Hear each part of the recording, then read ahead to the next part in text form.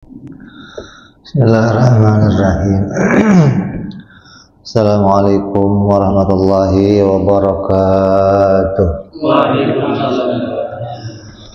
Al-Fatihah ila ruhi Sayyidina Habibina Syafi'ina Rasulullah Sayyidina Muhammad ibn Abdullah sallallahu alaihi wa ala alihi wa ashabihi wa azwajihi wa dhurriyyatihi anna Allah ya'ali darajati bil jannah wa yanfa'una bi asrarihim وأنوارهم وعلومهم ونفاذهم وبركاتهم في الدين والدنيا والآخرة يعلونا من حسبهم يرزقنا محبتهم ويتوفنا على ملتهم ويحشرنا في زمرتهم بالعافية والسلامة ثم الفضل صاحب الكتاب السيد أبو عبد الله محمد بن يوسف السنوسي ثم إلى الإمام الطيب شرح يوم أحمد الدسوقي ثم إلى حضرة الوالد عبد الله محسن العطاس من المشرق نفعنا الله بهم علومهم لهم الفاتحة أعوذ بالله من الشيطان الرجيم بسم الله الرحمن الرحيم الحمد لله رب العالمين الرحمن الرحيم مالك يوم الدين إياك نعبد وإياك نستعين اهدنا الصراط المستقيم صراط الذين أنعمت عليهم غير المغضوب عليهم ولا الضالين آمين. بسم الله الرحمن الرحيم نويت تعلما وتعليما وتذكرا وتذكيرا ونفعا والانتفاع والإفادة والاستفادة والحثة على التمسك بكتاب الله سنة رسول الله صلى الله عليه وسلم ودعاء إلى الهدى ودلالة على الخير ابتغاء مرضاته وقربه وثوابه وحسن الخاتمة مع اللطف والعافية صلاح العاقبة. Bismillahirrahmanirrahim. Alhamdulillahirabbil alamin. Wassalatu wassalamu ala asyrafil anbiya'i wal mursalin Sayyidina wa habibina wa syafi'ina wa maulana Muhammadin wa ala alihi wa sahbihi ajma'in. Amma ba'du. Qala musanniful kitab qala mualliful kitab rahimahullah wa nafa'ana bihi wa bi ulumihi fid dharain. Allahumma aftah qulubana futuhal arifin wa bi hikmatika wansur alaina bi rahmatika ya arhamar rahimin. Ila anqal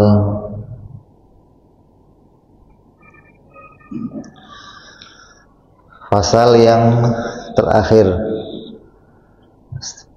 apa yang menjadi penambahan dari Imam Ad-Dasuqi, Imam Ahmad Ad-Dasuqi, yaitu yang beliau menjanjikan 4 pasal dari apa yang telah dituliskan oleh Imam As-Sanusi radhiyallahu ta'ala anhuma.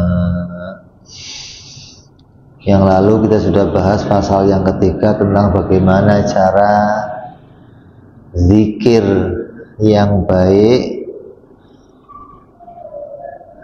yaitu zikir dengan kalimat la ilaha illallah Muhammadur Rasulullah. Dari mulai permulaannya zikir sampai adab-adabnya zikir, bagaimana menata hati kita dalam zikir, sampai kepada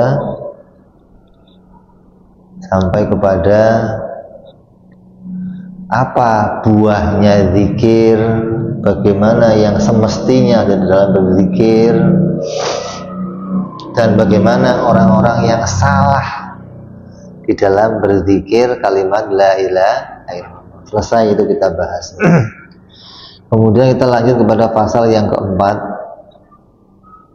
yaitu faslur rabi min fusulil arba'ah fi bayani fawaidil lati tahsul lidzakiri hadil kalimatil musyarrafah ala wajhil akmali ma'al muwadhabah.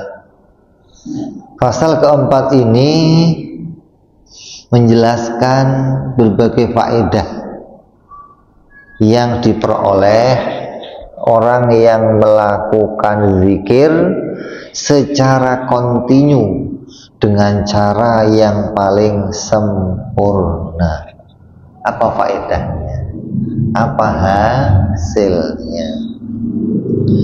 I'lam, ketahuilah, anal muwadhabata ala dzikril kalimatil musyarrafah ala wajhil ladzi dzakarnahu awalan yuhasilu fawaida katsirah.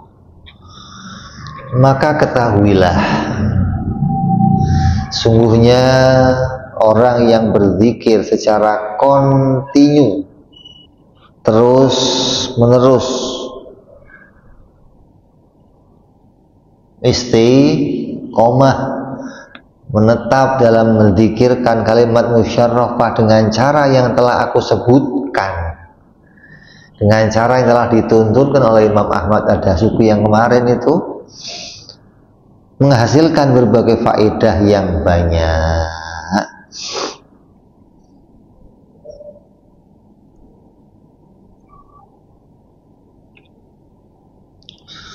Mungkin di antara faedah itu nggak semua dituliskan di dalam kitab ini saking banyaknya keuntungannya, tapi beliau akan menuliskan beberapa keuntungan dari orang yang kontinu, bukan orang yang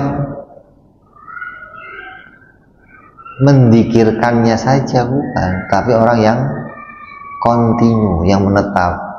Saya mau baca hari ini 1000, ya 1000, terus kontinu terus bacanya gitu loh, bukan hanya sekali ini baca terberhenti, baca lagi berhenti. Itu faedahnya cuman dapatnya apa? Berkah. Cuma nunggu orang mati doang bacanya, bukan kontinu. Yang kontinu itu ya ini zikir pribadi kamu namanya, yang terus menerus kamu kerjakan. Minha, diantaranya, ma yarji'u ila mahasinil akhlaqid diniyah. Di antaranya kembali kepada membaguskan akhlak-akhlak di dalam beragama. Cara beragama kita menjadi lebih baik. Cara ibadahnya, cara ketundukannya kepada Allah, cara pengabdiannya kepada Allah akan jadi lebih baik dengan konsisten, dengan kontinu berzikir kalimat la ilaha illallah. Wa minha, dan diantaranya lagi sampai kepada ma yarji'u ila karomatil lati hiya khawariqul adah. Sampai nanti di antara keuntungannya kamu akan mendapatkan karomah, keanehan, hal-hal yang terjadi pada diri kamu yang di luar kebiasaannya manusia.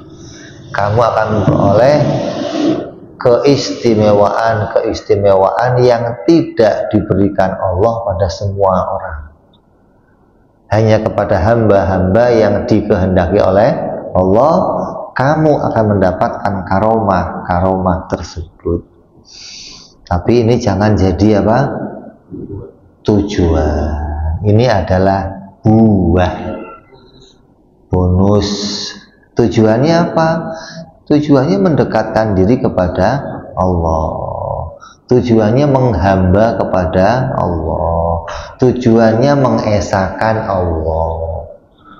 Jangan asal baca, kok belum muncul karomahnya ya? Kok belum muncul karomahnya, malah nanti jadinya nggak ikhlas.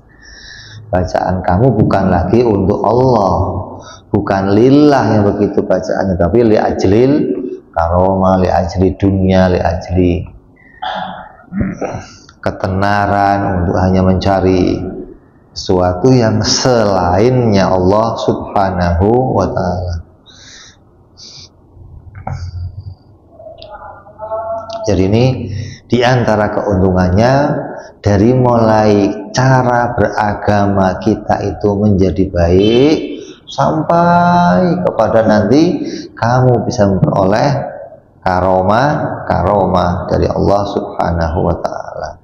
Jadi karomah itu nggak usah diminta sebenarnya, nggak usah kamu usahakan puasa 7 hari, mutih apa di atas gunung, hanya pengen dapat hal-hal yang istimewa, hal-hal yang di luar. Nggak usah, cukup kamu dawamkan ini, nanti akan muncul karomah yang akan Allah berikan pada kamu yang kamu nggak menyangka-nyangka. Karena ini adalah bagian dari karunia Allah atau anugerah dari Allah, pemberian khusus dari Allah Subhanahu wa ta'ala. Amal awalu, yang pertama, faminha, di antara faedah-faedah atau keuntungan membaca secara kontinu kalimat ini adalah ittisafuhu bizuhdi. Dia akan bisa menjadi orang yang dirinya bersifat zuhud. Apa zuhud itu? Wanakni, maksudku, kata Imam Ad-Dasuki, yang saya maksud dengan zuhud ini adalah khulul batini minal maili ila fanin, yaitu sepinya batinnya dari kecondongan kepada makhluk. Sepinya kecondongan kepada makhluk, sepinya harapan kepada apapun yang fana. Itu loh, di zuhud itu maknanya, zuhud itu kan nyepi atau menghilangkan kesenangannya, menghilangkan kecintaannya kepada dunia, asalnya begitu. Nggak banyak mengambil urusan dunia. Tapi yang dimaksud Imam Ad-Dasuki di sini adalah menghilangkan ketergantungannya kepada segala yang fana. Apapun yang fana, apapun yang akan sirna, apapun yang bisa hancur, di hati kamu mulai hilang. Kamu sudah nggak lagi menyandarkan harapan, menyandarkan tumpuan kepada hal-hal tersebut.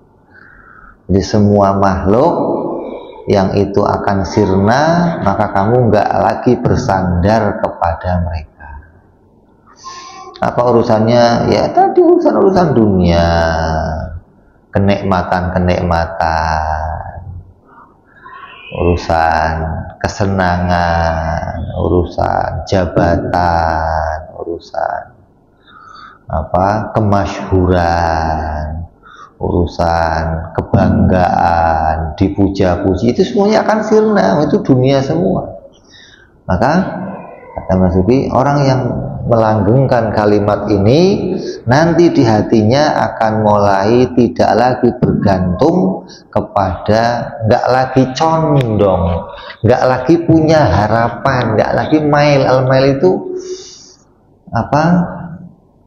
Mail itu cinta, atau hatinya itu tergerak untuk mengarah ke situ. Jadi mail itu sesuatu yang dicondongi oleh hati, itu akan hilang. Wa farahul qalbi minathiqati bizail. Maka kosongnya hati dari mengandalkan kepada sesuatu yang sirna. Hatinya udah sepi gitu loh, nggak lagi pernah mengandalkan selainnya Allah. Pada keadaan apapun yang diandalkan hanya Allah. Sampai puncaknya sebagaimana yang diceritakan pada Rasulullah SAW, yang ketika Rasul tidur, bangun, di lehernya sudah ditempelin pedang. Ya Muhammad, kepada siapa kamu akan minta tolong sekarang ini? Nabi ya gampang, Allah. Di hatinya sudah nggak ada. Begitu bangun, mana sahabat saya, mana kawan-kawan, nggak ada yang dilirik, nggak ada gitu loh. Walaupun tadinya dia jalan bareng-bareng, kumpul bareng-bareng, Nabi mau istirahat sebentar, sahabatnya menjaga. Ketika Nabi bangun, lehernya sudah ditempelin pedang. Ditanya, ente mau minta tolong sama siapa sekarang? Allah. Nggak ngelirik kanan kiri, ada temennya, nggak ada sahabatnya, nggak ada. Artinya di hatinya sudah kosong dari selainnya Allah. Ini yang dimaksud dengan zuhud. Jadi bukan zuhudnya hanya apa? Hanya tidak mengambil banyak, maksudnya tidak condong atau menjauh. Zuhud itu kan menjauh dari dunia, tapi hilangnya ketergantungan. Nah, di hatinya hanya ada wahdatul af'al, wahdaniyah bil af'al, esanya Allah. La ta'thira li kulli syai'in min kainati bi tab'ihi, la ta'thira li kulli syai'in min kainat bi quwwatihi. Itu sudah dimuncul di hatinya.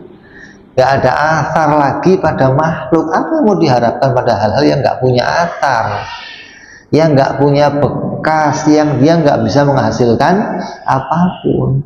La yadurru ma'asmi syai'un fil ardi wala fis sama wa samil alim. Yang mana nggak bisa memberikan maldorot, nggak bisa bikin manfaat kecuali hanya Allah. Hingga dia betul-betul hatinya sudah bisa murni bergantung kepada Allah Subhanahu wa ta'ala.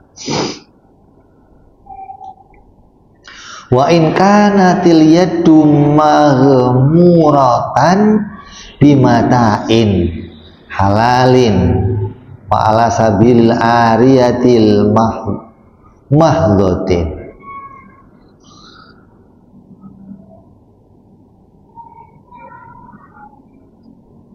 Walaupun dirinya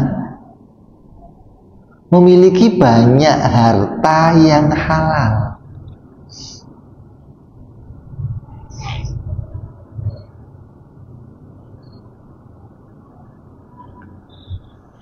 walaupun dia dikelilingi dengan segalanya, dikelilingi dengan pengawal, dikelilingi dengan harta benda, dikelilingi dengan jabatan, itu di hatinya sudah kosong dari itu semua.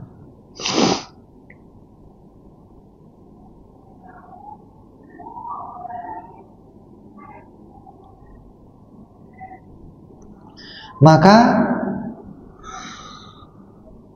merasa itu semua merupakan pinjaman saja.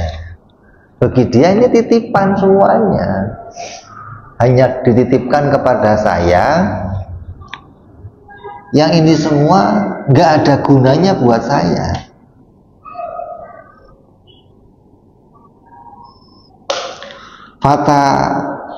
Fatasarrufuhu fihi biidni syar'i tasarrufal wakalatil khosoh, dan akan dia belanjakan dengan izin syar'i sebagaimana akadnya akad wakalah murni. Jadi kalau dalam kita ada akad perwakilan. Nih, kamu saya titipin ini, sampaikan ke dia, itu disampaikan. Sudah di hatinya nggak ada takut kehilangan. Ini murni tukang parkir lah. Itu akadnya, akad wakalah itu bagi murni tukang parkir yang datang apa saja ketika diambil ya monggo. Bagi dia nggak ada lagi kehilangan, nanti habis gimana, kalau saya nggak punya nanti gimana, kalau kosong gimana, udah nggak ada, hatinya nggak ada begitu, nggak ada. Karena hatinya sudah saya hambanya Allah, tugas saya mengabdikan diri kepada Allah. Ketika dikelilingi semua ini pun nggak merubah kehambaannya kepada Allah. Makanya banyak riwayat ada wali seperti apa, orang wali yang Syekh Abu Hasan Asyadzili, waya raya, kereta kencananya emas, rumahnya mewah. Ada wali yang nyepi di hutan, begitu dia dengar ada wali kaya raya, kata dia, mana mungkin ya begitu jadi wali, gimana? Saya yang nyepi aja masih susah jaga hati. Gimana orang kaya bisa jaga hati? Kayaknya nggak mungkin. Pas dia main ke daerah Imam Abu Hasan Asyadzili, pengen berkunjung ke rumahnya. Sampai di gerbang disambut ahlan wa sahlan. Wali itu tahu nih kalau ada yang connect, ada apa, dia urusan informasinya nggak urusan WA dunia, WA-nya akhir, langsung malaikat, pulang mau datang tuh, marhaba, udah siapa, pintu dibuka, disambut masuk. Udah dia lihat anjingnya kalungnya emas. Kalau kamu lihat anjing jalannya kalungnya emas, nah kalau ente yang kalungnya emas ya didudut. Emas mah buat bini saya, bukan buat anjing. Ini di sana emasnya buat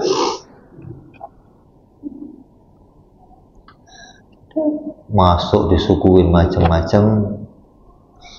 Cerita udah itu, anak nggak percaya kalau ente walinya Allah. Ente bagaimana bisa jaga hati ente, bisa bersih hati ente, bisa warok, bisa zuhud. Udah nggak banyak cerita, nggak diambil kereta kudanya, ayo kita jalan-jalan keliling kota.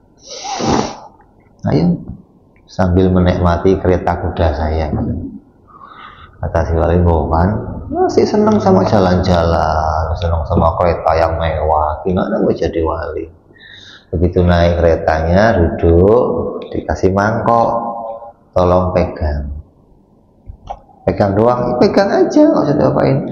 Ini ada airnya, jangan sampai tumpah. Udah keliling, jalan-jalan. Imam Asyadzili cerita, ini tanahnya si Anu nih mewah, ini isinya kebun kurma, ini bangunan si Anu, ini cerita sepanjang jalan. Sampai balik ke rumahnya lagi. Begitu balik ke rumah lagi, turun, ditanya, gimana tadi jalan-jalan kita? Indah nggak yang kamu lihat? Udah saya tunjukkan kamu kota-kota yang indah, tempat-tempat yang mewah. Kata dia, saya nggak merhatiin. Kok nggak merhatiin? Gimana? Saya sudah sepanjang jalan cerita macam-macam. Ini saya khawatir kalau ini tadi tumpah. Jadi kamu cerita macam itu, saya nggak ngelihat apa-apa. Kata dia apa? Begitulah hati saya. Jadi ini semua ini nggak bisa merubah keadaan hati saya. Bagi hati saya ini semua kosong, nggak ada. Saya khawatir ini semua mengotori hati saya. Ini semua di luar, saya nggak masuk ke dalam hati. Hatinya bersih, nggak butuh sama ini semua. Jadi jangan dikira kalau mau jadi wali itu harus nggak punya duit, pakaiannya harus kumel, harus lusuh, pecinya harus yang 2 tahun nggak dicuci. Nah itu mah gembel yang begitu mah. Jadi walaupun dia dipenuhi dengan harta, walaupun dia dipenuhi dengan apapun, bagi dia ini semua tasarrufnya hanyalah akad wakalah murni. Saya mewakilkan diri, saya nitip ini ke kamu. Sudah, ini titipan bagi dia. Ini sama sekali nggak masuk hatinya, ini milik saya, nggak ada. Kalau ini milik saya semua, kan repot. Kata uang seperak milik saya dikurang-kurang, ya Allah, ini sayang amat. Ngagihnya sampai semua dianggap milik kamu, rumah milik kamu, disertifikat, harta milik kamu. Ya kan kemarin cerita Habib Umar bin Hafid itu, kedatangan tamu, ada yang ngaku tanahnya Habib Umar bin Hafid punya dia. Nah, ini yang ngaku punya, yang ngaku tanah ini datang ke rumahnya, disambut sama anaknya Habib Salim. Misalnya apa sama abangnya, Bang, itu loh Bang, orang yang ngaku tanah kita datang. Oh iya, keluar Umar, sambut apa, tunjukin, duduk apa, Habib Salim lupa ngeluarin sertifikat surat tanah. Habib Salim, ini mungkin mau tunjukin bahwa ini tanah punya saya, ini bukti surat ini nama saya, dari abah saya diwariskan ke saya. Pikir Habib Salim, Habib Umar bawa surat mau ditunjukin ke orang itu bahwa tanah ini milik saya dari turun temurun. Begitu dibawa ketemu sama yang ngaku-ngaku, Habib Umar minta maaf, saya minta maaf, ini tanah suratnya ada di saya. Kalau memang ini punya kamu, saya minta maaf, saya mengambil haknya orang lain. Ini suratnya. Coba. Tapi kalau tanah ini memang milik saya, mulai sekarang ini buat kamu. Mulai sekarang, kalau memang tanah ini milik kamu, saya minta maaf karena saya megang suratnya. Yang seharusnya nggak saya pegang, ini surat tanah kamu. Saya yang megang surat udah terlalu lama, saya minta maaf. Tapi kalau ternyata tanah ini milik saya, sekarang ini buat kamu. Di hatinya itu nggak ada. Nah kalau ini untuk anak semeter dijual orang aja sampai ke pengadilan, ya semeter dimakan orang sampai ke pengadilan nggak terima. Saya mau tuntut sampai mati, saya nggak terima. Anak saya diambil semeter sama dia.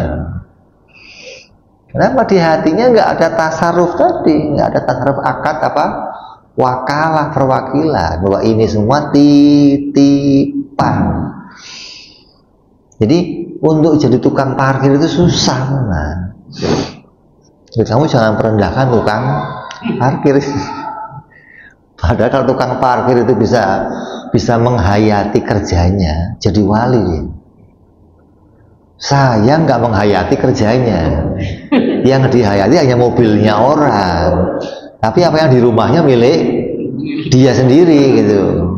Yang miliknya orang yang di jalan tadi kan di rumah milik dia. Padahal kalau dia bisa menghayati semuanya itu miliknya Allah, titipan Allah, ketika mau dipakai hanya ikut akadnya syariat. Oh ini harus dikeluarkan, ini disimpan, ini buat zakat, ini buat anak, buat bini. Dia beres. Di hatinya itu sudah nggak ada yang masuk apapun ke dalamnya. Yantadirul azla andalika tasarruf bil mauti aw ghairihi ma'a kulli nafsin. Yang dia ketika mewakilkan itu,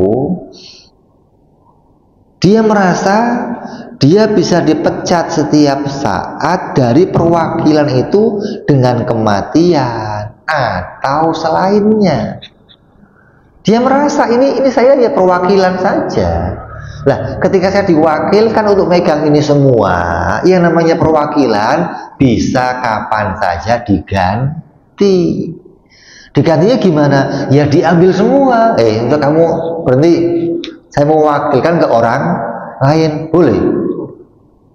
Jangan, saya masih kok jangan, kamu akadnya kan perwakilan, kok jadi nggak boleh, gimana sih? Itu hatinya orang yang zuhud sudah siap begitu. Atau kalau saya nggak diberhentiin untuk memegang ini semua, sayanya yang dimatiin. Nah, setelah saya makanya urusan dunia cuma dua, harta itu dipindahkan dulu ke orang lain, kamu melihat hartanya pindah, atau kamu yang dipindahin. Cuma dua-dua kemungkinannya gitu loh. Makanya orang yang cinta dunia, cinta harta, ya ruginya orang. Ketika dia harta dipindahkan ke orang lain, stres. Hah? Kalau dianya mati duluan, gentayangan. Matinya mati gentayangan. Kenapa? Duit saya masih ada di rumah, belum saya pakai, apa sayangnya mati. Lah bagi dia enggak. Dari awal dia memiliki apapun, akad hatinya sudah beres, ini semua titipan. Statusnya titipan itu sebagai pejabat yang dititipin, maka boleh kapan saja diganti. Ketika diganti, konsekuensinya apa? Ya miskin, semua dipindahkan, sudah dia nggak punya apa-apa. Makanya kan cerita ini diabadikan dalam kisahnya siapa? Nabi Allah Ayub alaihissalam.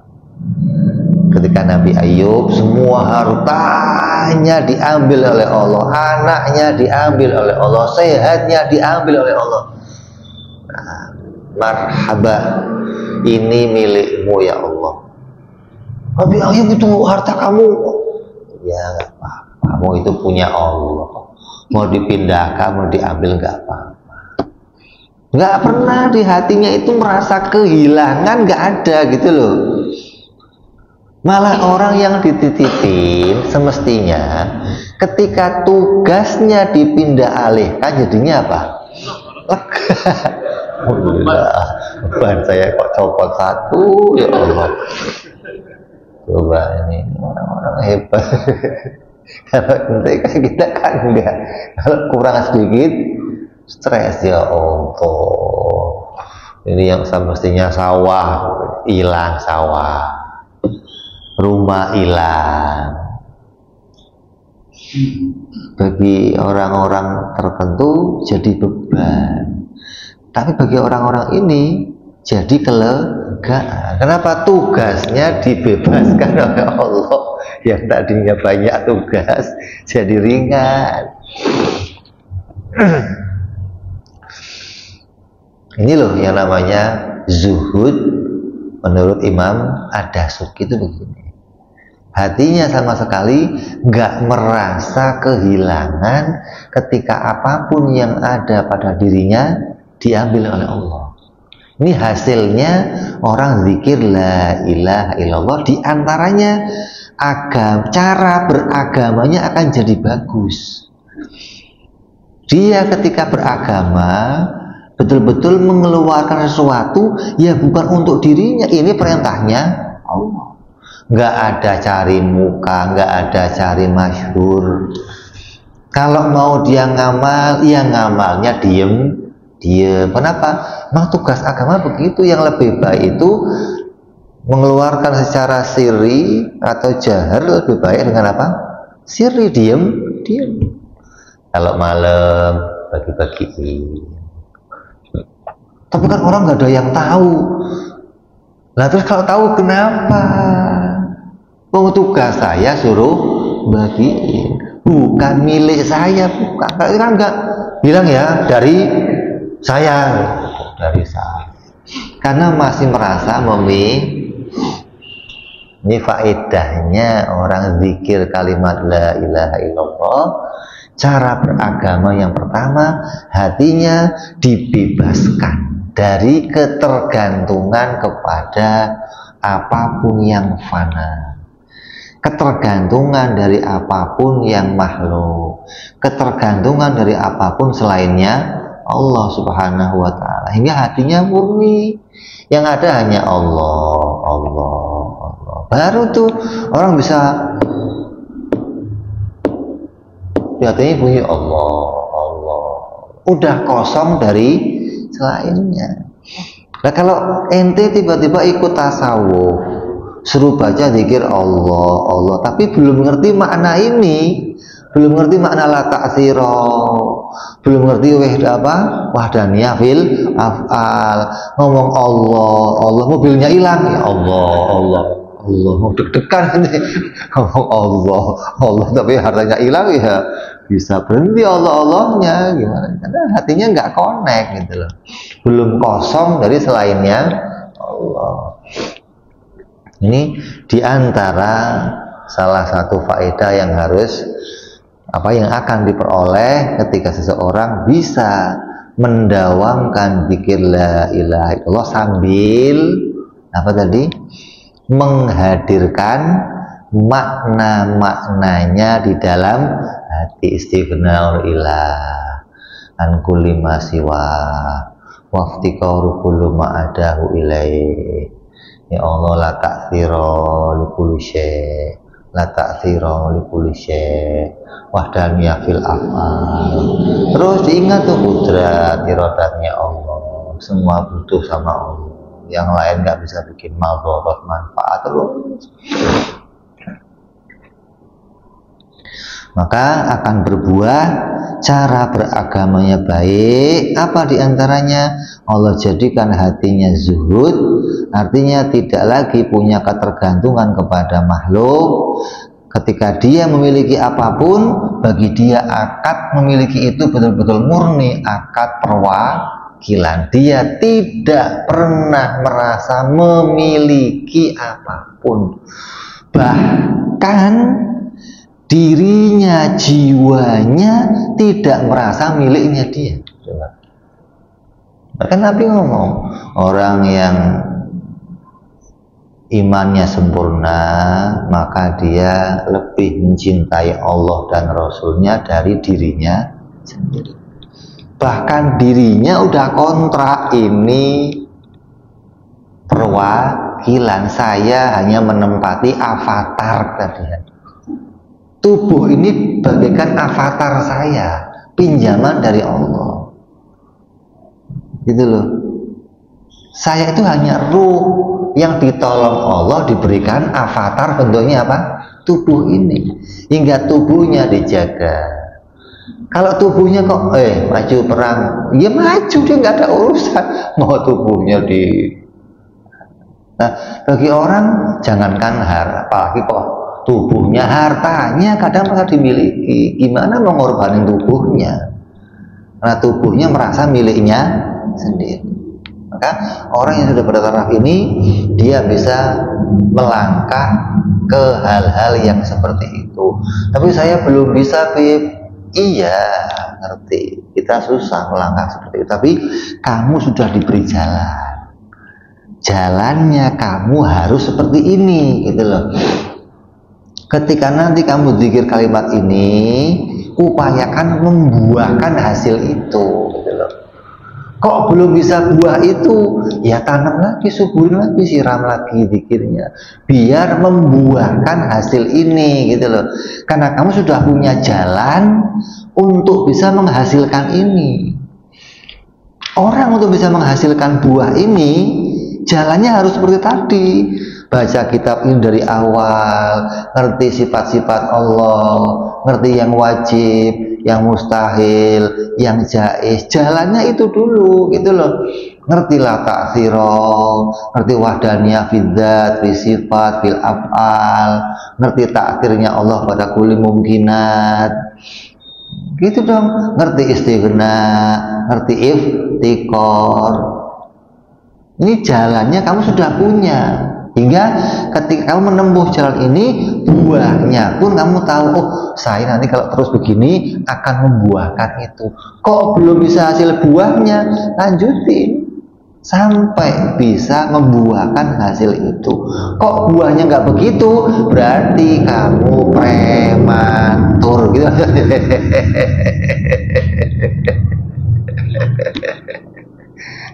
Prematur itu gimana sih?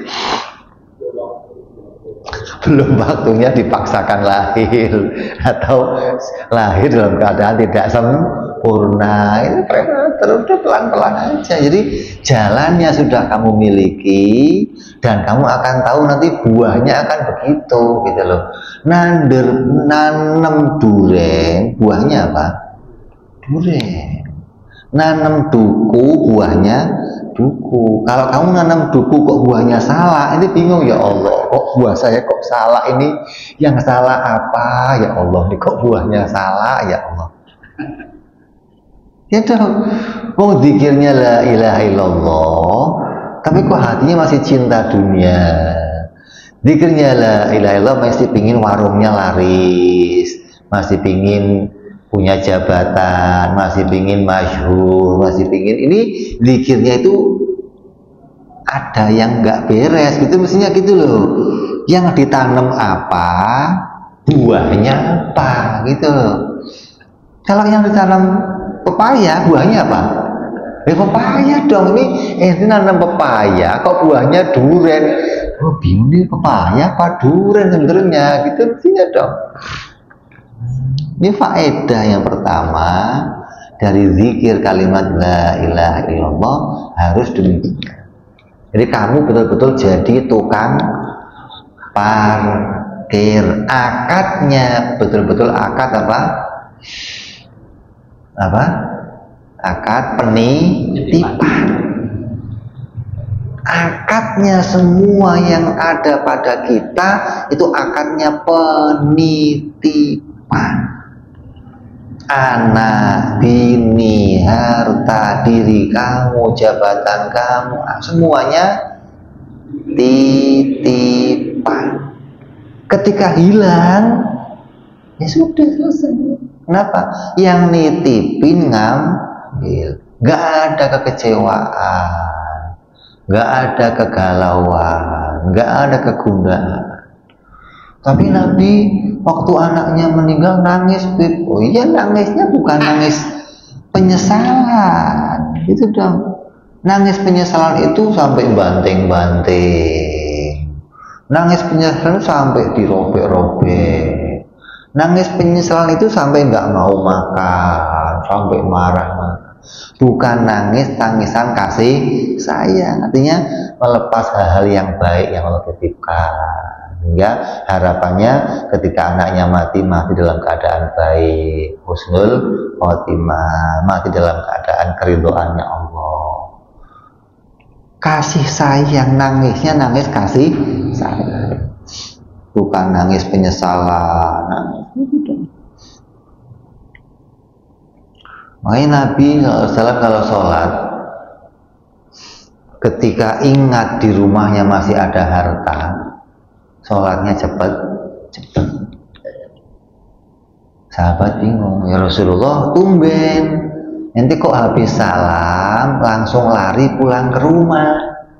Biasanya zikir dulu, wirid dulu, ini kok tiba-tiba habis salam langsung lari pulang.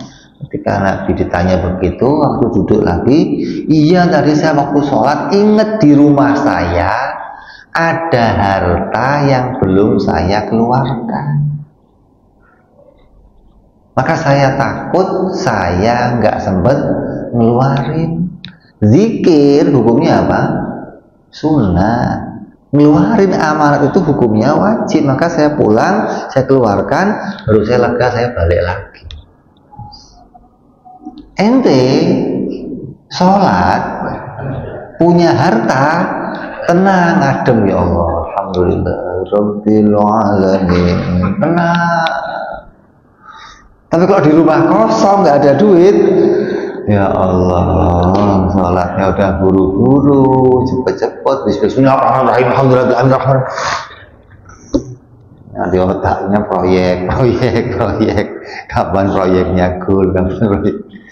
Ini kitanya orangnya hati-hatinya itu nggak tekan kontrak penitipan.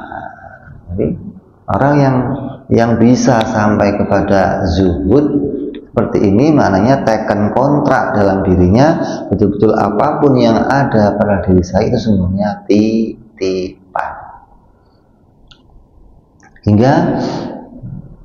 Hingga dia akan merasa kayak ini, jenggot cukur tumbuh lagi, rambut cukur tumbuh lagi. Kalau nggak tumbuh gimana?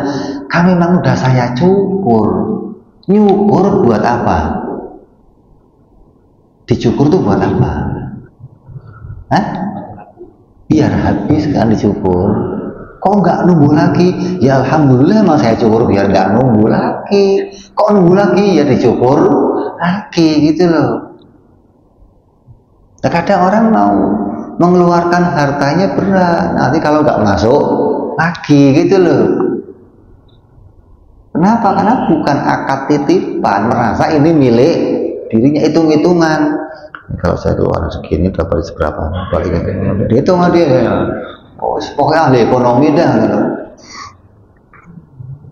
Ini yang kadang, ya Allah. Jadi ini kita dilatih, kita ditunjukkan jalan. Kalau kamu sudah menempuh jalan ini, kamu sudah menempuh makna tauhid, menempuh ma'rifatullah, diberikan jalan dengan cara zikir yang benar, buah kamu hasilnya harus ini. Kalau buahnya belum ini, ngaji lagi. Itu mestinya. Sampai cara yang kita tanam caranya benar, biar buahnya juga benar, gitu. Jangan sampai nanamnya ini buahnya lain, itu loh maksudnya. Kalau buahnya lain, ente mesti cek yang salah bibit saya, apa cara nanam saya, atau apa ini nanam duku kok buahnya salah. Nah itu apa yang salah di mana? Cari sebabnya gitu loh. Kok belum bisa membuahkan yang seperti ini? Maka ngaji lagi, diulang lagi, digali lagi terus gitu loh. Nah, faedahnya untuk istiqomah zikir la ilaha illallah. Ya, ini yang pertama. Wadzalika yunfi anin nafsi ta'alluqi bima la budda minaz zawali. Hal ini menafikan ketergantungan hati pada sesuatu yang pasti sirna. Menghilangkan ketergantungan hati pada sesuatu yang dia selainnya Allah. Di hatinya hanya ada Allah di hatinya. Jadi apa? Dohirnya yang dilihat siapa? Nabi Muhammad SAW. Hatinya hanya ada Allah. Artinya dohirnya lihat Rasulullah. Kenapa? Cara dia menggunakan ini semua caranya lihat Nabi. Oh, Nabi ngeluarinnya begini. Oh, Nabi caranya begini. Namanya kontraknya begitu gitu loh. Kontrak yang dia akadkan, kontrak yang dia terima, kontrak penitipan itu cara nanti menggunakannya lihat Nabi Muhammad. Oh, dipakainya untuk ini, oh dipakainya untuk ini, oh dipakai umur untuk apa, waktunya untuk apa, istrinya diapakan, anaknya diapakan, hartanya diapakan, terus begitu.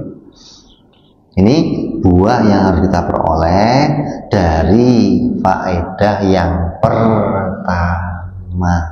Masih banyak faedah lain yang akan kamu peroleh dari arah yang pertama dulu. Belum bicara karma, belum akan punya hasil membaguskan cara kita beragama. Dengan begini cara beragama kamu akan baik, sholat kamu akan baik, zakat kamu akan baik, cara hubungan kamu sama manusia akan baik. Ketika ada orang monggo kurang lebih ya sudah, selamanya mau monggo, nggak ada ngotot jangan dong lu enak aja.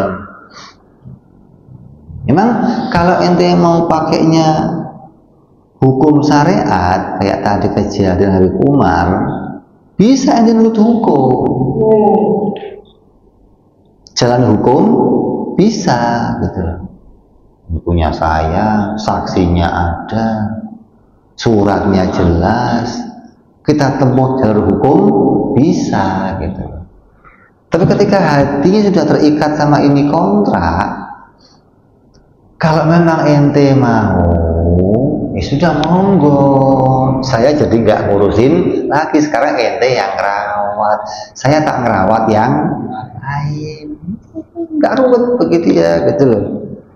Jadi melepaskan sebuah titipan bagi dia enteng aja. Mobilnya 10, yang punya mobil 1 datang ngambil, ya enteng aja, monggo. Jangan yang itu dong ngambilnya, rumah yang ini aja. Enggak, dia monggo ambil aja. Gak ada yang berat dalam hatinya untuk mengeluarkan itu semua ketika akad di hatinya betul-betul sudah akadnya sebagai akad apa? Gitu, akadnya akad tukang parkir, akadnya akad titipan bahwa semua ini adalah miliknya Allah. Cuma dua konsekuensinya. Orang yang sudah punya akad seperti itu akan punya 2 konsekuensi, siap menerima 2 ini. Apa? Yang tadi dititipkan kepada saya itu digantikan orang lain, diambil, berarti selesai masa titipan saya, selesai masa jabatan saya untuk menerima sebuah titipan, atau sayanya yang dipindahkan. Dan dia sudah menerima 2 resiko itu sebagai orang yang tahu dirinya adalah hambanya Allah, budaknya Allah. Itu beres. Jadi kalau kita sudah tahu akan menghasilkan yang seperti ini, terus bawa diri kita untuk bisa mendapatkannya. Kalau belum bisa, ulang lagi, gali lagi, perbanyak lagi sampai bisa hasil seperti ini, insya Allah. Amin ya rabbal ala hadhihi niyyah wa ala niyatin sallallahu ila hadratin nabi. Al-Fatihah. A'udzu billahi minasyaitonir rajim. Bismillahirrahmanirrahim. Alhamdulillahi rabbil alamin arrahmanir rahim maliki yaumiddin. Iyyaka na'budu wa iyyaka nasta'in ihdinas siratal mustaqim siratal ladzina an'amta 'alaihim ghairil maghdubi 'alaihim waladdallin. Amin. Ya Rabbana anta rabbana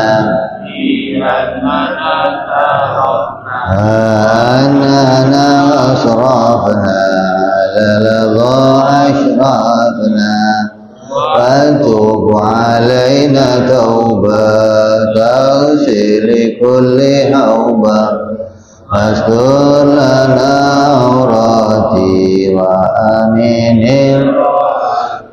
واغفر لوالدينا ربي ومولودينا والآل والإخوان سائر الهلان وكل ذي محبة أو جرات أو صحبة والمسلمين أجمعين ربي اسمع فضلا وجودا منا لا باكتساب منا بالمصطفى رسولنا الله بكل سولي صلى وسلم ربي عليه عند الحب وآله وصحبه دادا باصي صحبي والحمد لله في البدء والتناهي أنا ربك رب العزة عما يصفون سلام على المرسلين والحمد لله بالعالمين. Assalamualaikum warahmatullahi wabarakatuh.